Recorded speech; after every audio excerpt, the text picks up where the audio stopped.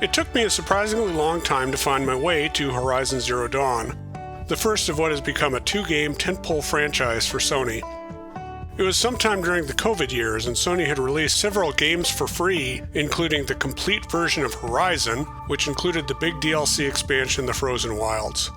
I decided to give it the old college try and fell head over heels for Aloy and her post-apocalyptic, robot-filled world. Because I played Horizon after sinking over 250 hours into Breath of the Wild, I started calling it Robot Dinosaur Zelda, because that's basically what it is. You hunt robot dinosaurs with a bow and arrow while exploring a very large open world. The game's sci-fi setting and insane backstory made me an enthusiastic Aloy stan, and after playing its sequel, Forbidden West, on my PS4, I literally bought a PS5 just so I could play the PS5 exclusive expansion, The Burning Shores. Worth it. In summary, I effing love Horizon. So I thought it was strange when a LEGO adaptation of the first game was announced. It was even stranger that it's a Sony-published game on Switch. Having now played it, I still find LEGO Horizon Adventure strange. It's not really what I look for in my Robot Dinosaur Zelda games. It has a somewhat unsatisfying gameplay loop and lacks the combat precision that I so enjoy about the Sony duology. It feels like a game in search of its own identity in more ways than one. One thing I will say is that much of the principal voice cast has returned. Guys, stay alert for any nasty surprises. Wait here.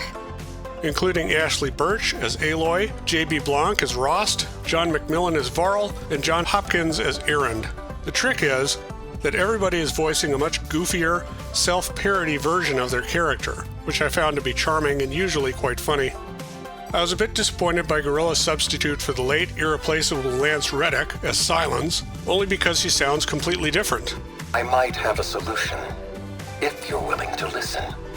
Which makes me a little nervous about how they'll approach the character in Horizon 3. At any rate, LEGO Horizon Adventures presents an extremely loose adaptation of Zero Dawn's plot, completely sidelining the Zero Dawn part of the story, which is understandable but was my favorite part. Here, your little LEGO Aloy runs around with a bow from an overhead viewpoint with a locked camera. This is fine while hopping and bopping through the lovely, detailed platforming segments, but becomes an issue during combat. Combat encounters are usually isolated affairs taking place in a large arena and feature several enemy machines, and sometimes humans, the Shadow Karja. Aloy can hide in orange grass, during which she turns into orange grass, which is a clever touch. But the second she starts to attack things, her cover is blown. You cannot rotate, move, or zoom the camera, so you never have a full view of the battlefield, which I found annoying. Holding down the L button activates Aloy's focus, which highlights weak points on the machines. In general, these are similar to their canonical counterparts, but the difference here is that Aloy's aiming is imprecise. There is no slowdown when aiming, a key feature on the PlayStation games, and you will rarely knock parts off a machine. There are no special arrows in the game that might let you do more damage or knock parts off easier. Instead, Aloy can find special weapons with limited ammo and gadgets with limited uses to help in combat. Special weapons include, mostly, elemental bows, while gadgets include boots with flame jets, an energy shield, a tripcaster, and the melee brick separator, among others. While these add some variety to the combat, none of them are particularly satisfying to use. There isn't much planning or strategy in LEGO Horizon Adventures. You usually wind up running away from enemies and taking pot shots whenever possible. You'll collect studs from destroying environmental objects, finding chests, and defeating machines.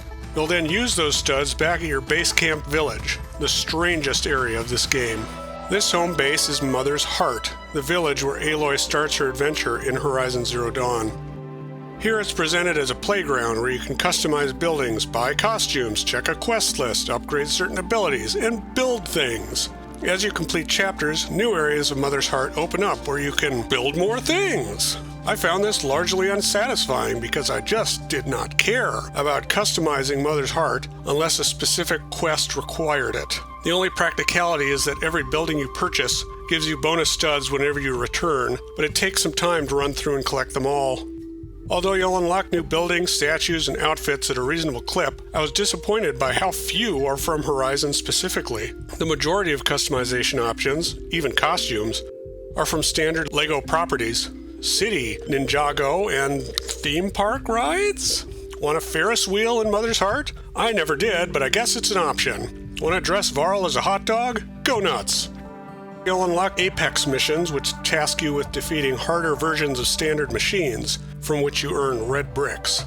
In general, combat is perfectly doable, although I did die several times during the more harried encounters. Thunderjaws are, as you might expect, the hardest fights in the game, but are thankfully quite rare and involve their own unique but confined arenas. My favorite areas were the few involving cauldrons, automated subterranean facilities where machines are built. These are a highlight of the PlayStation games and are similarly alien here, with more platforming and less isolated combat arenas. LEGO Horizon Adventures features couch and online co-op with a second player who can choose between Aloy, Varl, Aaron, and Tirsa. Remember her? I sure didn't. Each of them play differently. Varl uses a spear but is otherwise pretty similar to Aloy. Tirsa uses explosives, which is fun but imprecise, and Aaron uses his massive hammer as an all-melee fighter. Solo gamers can swap between them in Mother's Heart or at the beginning of most missions. All three are fun to experiment with, and they all have their own special weapons, again mostly elemental variants, and while I did try to keep everyone evenly leveled, I always defaulted to Aloy. I tried couch co-op with some of my friends' kids. It performed admirably enough, but combat can be too chaotic on its own, much less with a second player. We often lost track of who we were, or even where we were, which led to a lot of dying. If one player dies, their companion can revive them by holding down X. Unfortunately, this takes some time, and you'll likely be set upon by the very machines who killed your buddy. You're also tethered to each other by an invisible bungee cord, which is honestly helpful. Thankfully, and this perhaps explains the simplicity of it, combat is easy for a younger gamer, in this case a 14-year-old, to pick up, and he was briefly distracted from Fortnite, so I consider that a win. I enjoyed LEGO Horizon Adventures, but it would be inaccurate to say that this is a straightforward Horizon game. It's aimed at the younger set, certainly, but in doing so ignores a lot of what makes the PlayStation series so enjoyable to me. However, if you're looking for a chill, funny action game or something to play with your kids, this is a damn good choice. Now, what I'd really like are more LEGO sets for the Horizon series. My tall neck is lonely. It needs a Thunderjaw or a Slaughter Spine to stand next to. This video was made possible by our generous supporters on Patreon. Did you know that Nintendo World Report is funded directly by fans like you? When you support Nintendo World Report on Patreon, you get immediate access to multiple exclusive podcasts every month, exclusive Discord channels, an early look at select content, and more. All for as little as $1 a month. Check out patreon.com/NWR for all the details.